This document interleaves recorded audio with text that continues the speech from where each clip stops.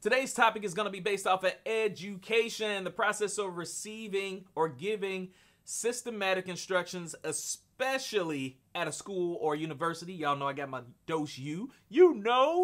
Dose University right there, giving out the fire topics. And today we are going to be talking about some principles for sales success. I'm talking about the foundational elements if you are in sales. I'm talking about some DNA, some blueprints, some must-haves, some basically you got to do these in order to be successful in sales. And again, it doesn't matter what kind of sales you're in. You can be insurance, you can be cars, you can be homes, MLM, retail, but you should always be selling yourself anyway. So let's go ahead and get right into it. Today's topic is based off of execution. It's a noun meaning to take action, to put a plan in motion, and make things happen today. Stop talking and start doing.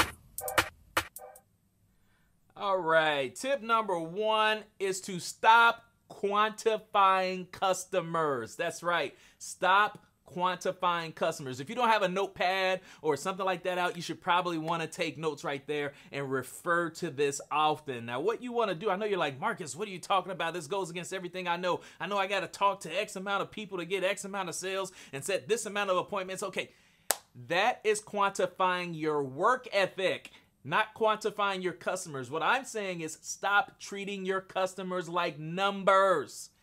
Because that's what the majority of people do. I hear it all the time in all the business. They have to, I gotta do this, and it's just a number. And when they don't hear something that they like or think they have a sale coming their way, their whole demeanor changes, and now it's just on to the next number because my numbers is off. Now I gotta get to the next. Love the one you're with. Love the one you're with. Love the one you're with right now. I mean, I can't say it enough. Quantifying your work ethic means you definitely want to take charge of that. You know, you want to write down, you want to backdoor your way into your goals and stuff like that. And so you want to measure your work ethic, not the actual customer, because there's a difference there. You want to make establishing the relationship the priority, guys. That's the big ticket item. When I say love the one you with, I mean genuinely get to know them. Like literally, not just because it's the right questions to ask. When I say genuinely, I mean it comes from this big old heart that I have right here on my shirt. Genuinely want to know about your consumers and establish a relationship because there's long-term benefits to it. If you're going to be in sales for a long time, there are long-term benefits to getting to know your customer and their family. You might be invited to the barbecue. There's a few customers of mine that's been to my barbecues that I have every summer. Genuinely be invested in knowing about them, their family, what they do outside of work. You know, what do they do for fun? Whatever product or service you sell, how is it going to benefit them? How can they visualize themselves and really get to know them? And most importantly, let them know about you and your life. You know, we live in a digital world these days. You know, there's all this social stuff, but where's the human element? You know, there's nothing like that tonality, that body language, that communication, the vibes. You know, let them know that you're human too, because most people, I don't know why, because I love sales. Sales has a negative connotation to it. It's like, as a salesperson, I love being a salesperson. I love it. I love it to death because I'm great at what I do and I'm genuinely invested in establishing relationships with people who I communicate with. But what's most important is that they know that I have to be human too, because if all they see me as a salesman with a negative connotation to it, that's not going to bring the results that I want, nor them. I'm trying to provide an experience for everyone who I come into contact with. But again, it's relational. I let them know, hey, I was in the military. I got a kid in sports. I'm into crazy stuff. I like flying drones. I'm into photography. I'm into interior decorating.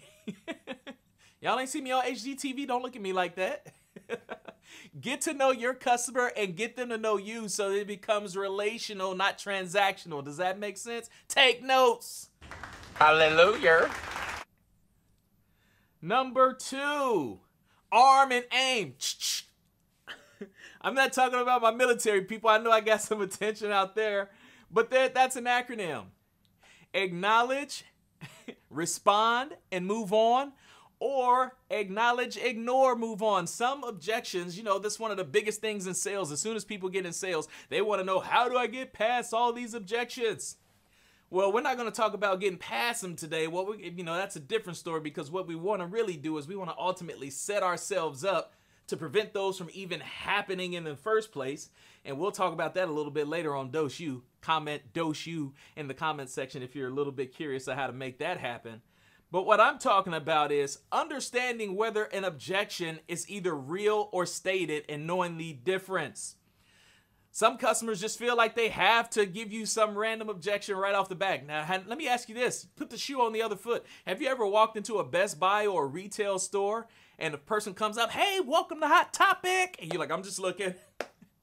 Right? It's just a natural response that we're giving. See, that's not really a real objection. That's a stated objection. Some customers have actual concerns. You got to know the difference. Some of them you have to actually acknowledge it. Hey, I understand that you're just looking.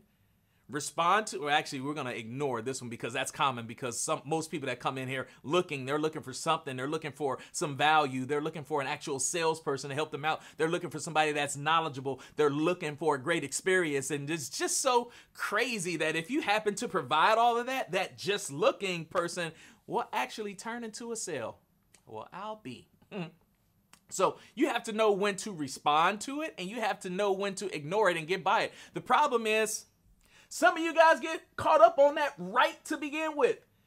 Customer gets into your presence, and within the first couple of minutes, let's say the first minute, they throw off bad vibes to you because maybe they had a bad experience somewhere else, or they say something like, I'm just looking, don't waste your time, or they say, hey, I ain't got a lot of time, you know, and I'm not buying anything right now, and then your whole demeanor changes. Your whole demeanor changes. You're like, gosh, man, I thought I had me one, man. Gosh, man, I need my next one. You get antsy, and what's crazy is that body language is the biggest form of communication, and it throws the whole thing off, and you blame it on the fact that they told me they were just looking anyway, so I really didn't have anything. Guess what? You could have had something. Customers pick up on those vibes. You ever walk into a room and you can just feel the energy's just not good? Nobody's saying a single word, and you just... it's just something ain't right about this room. I could just, the temperature is kind of hot, and I can just sense something ain't going well in here. You know what I'm saying? The vibe is off. Nobody said a single word, but you can just tell by the body language and the facial expressions on people's face that something's not right. Your customers are doing that to you. When they came in and told you, look, buddy, I ain't got a lot of time. Or, hey, man, how long this going to be? We going to hurt?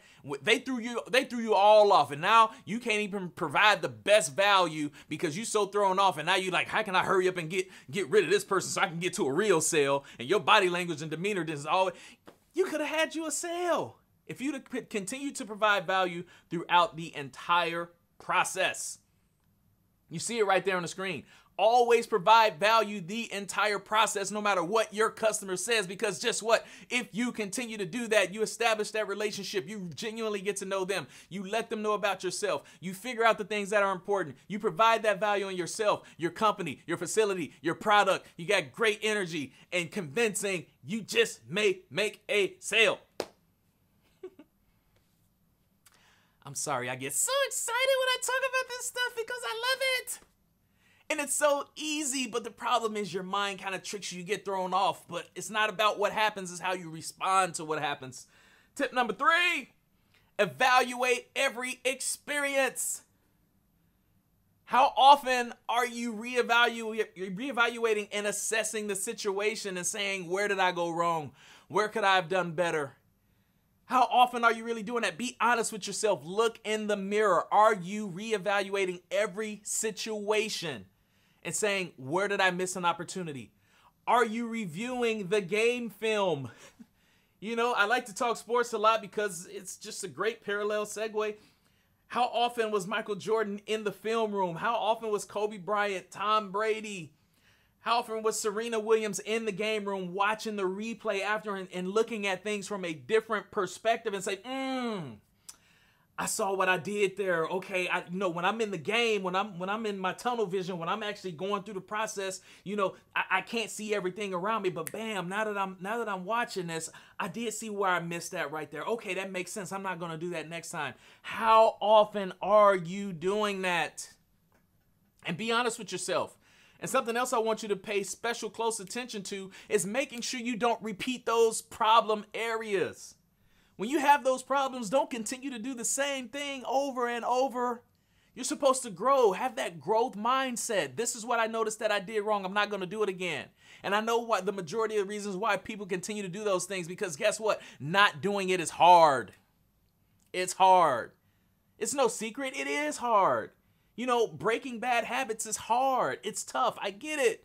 But if you truly want to be goal-oriented and success-oriented, you have to do the hard stuff. At what point are you going to say, you know what? I've had enough with myself and I'm ready to do better. I'm putting my pride to the side. I'm putting my ego to the side. I'm isolating myself. I'm getting away from everybody else because my goals are more important than my excuses. I'm going to say it one more time for the people that's in the back. Say it with me. My goals are more important than my excuses. Zach per tweet. Hallelujah. All right. And did I have anything else? Practice in your downtime, not on customers. That's important too. A lot of you guys want to skip out on training and becoming an expert in your product. You want to learn on the fly with your customers. You're so eager to talk to a customer when you ain't armed and aimed yet. You're not even ready. You out there doing the Call of Duty spray and pray method. I'm going to just, one of these bullets about to hit. No, practice in your downtime. Don't practice on your customers. They deserve more.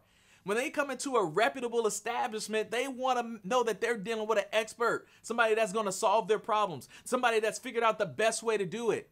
And you out there spraying and praying. Let me just practice right here. No, practice in your downtime.